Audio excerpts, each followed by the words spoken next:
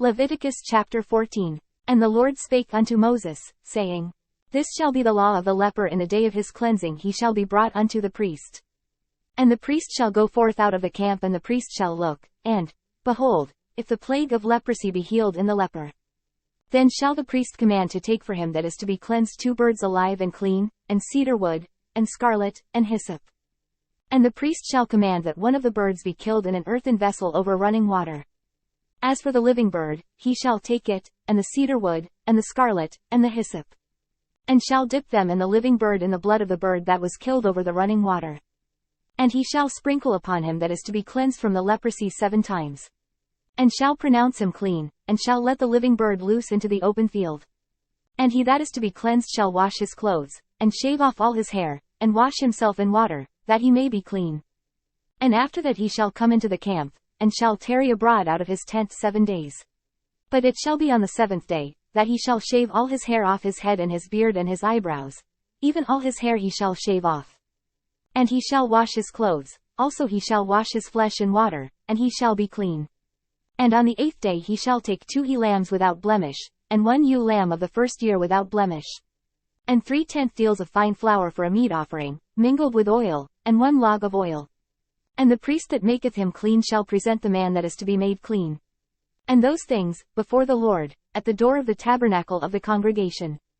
And the priest shall take 1 he-lamb, and offer him for a trespass offering, and the log of oil, and wave them for a wave offering before the Lord. And he shall slay the lamb in the place where he shall kill the sin offering and the burnt offering, in the holy place. For as the sin offering is the priest's, so as the trespass offering it is most holy. And the priest shall take some of the blood of the trespass offering, and the priest shall put it upon the tip of the right ear of him that is to be cleansed. And upon the thumb of his right hand, and upon the great toe of his right foot. And the priest shall take some of the log of oil, and pour it into the palm of his own left hand.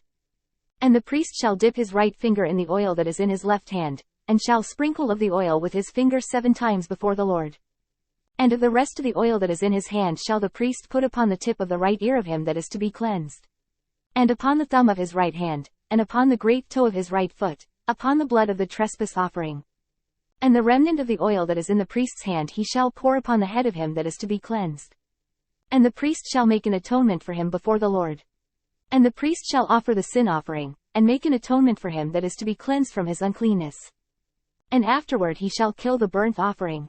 And the priest shall offer the burnt offering and the meat offering upon the altar and the priest shall make an atonement for him, and he shall be clean.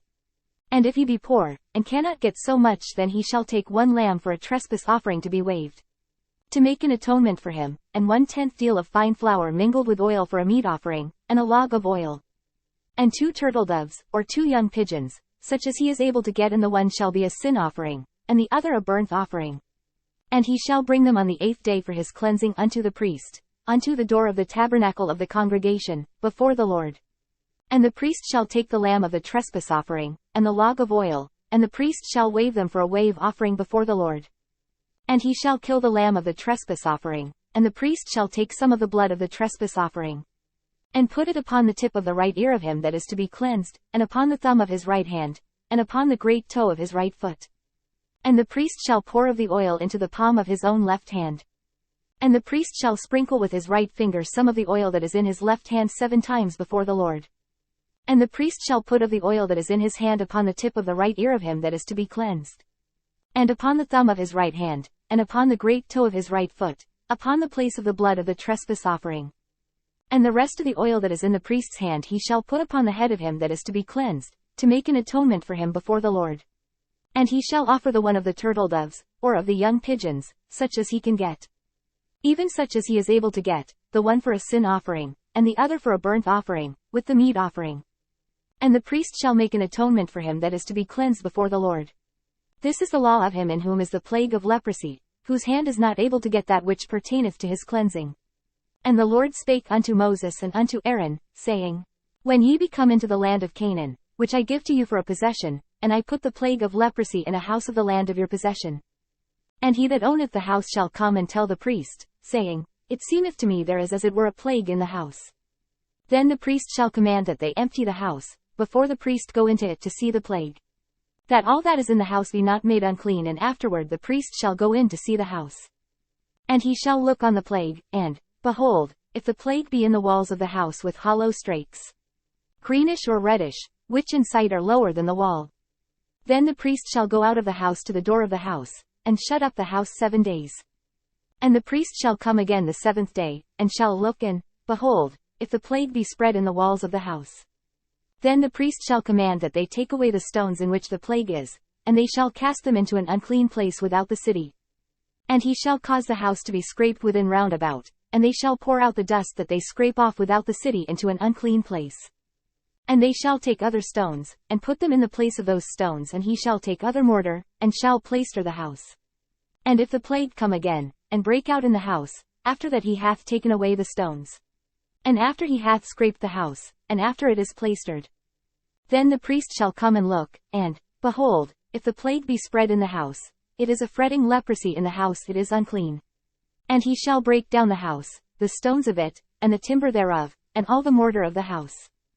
And he shall carry them forth out of the city into an unclean place. Moreover, he that goeth into the house all the while that it is shut up shall be unclean until the even. And he that lieth in the house shall wash his clothes, and he that eateth in the house shall wash his clothes.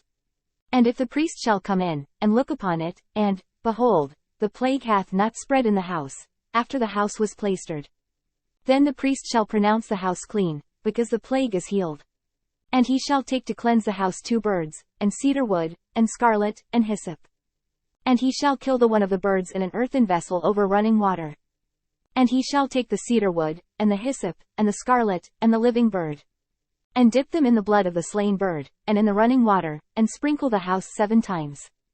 And he shall cleanse the house with the blood of the bird, and with the running water, and with the living bird, and with the cedar wood, and with the hyssop, and with the scarlet.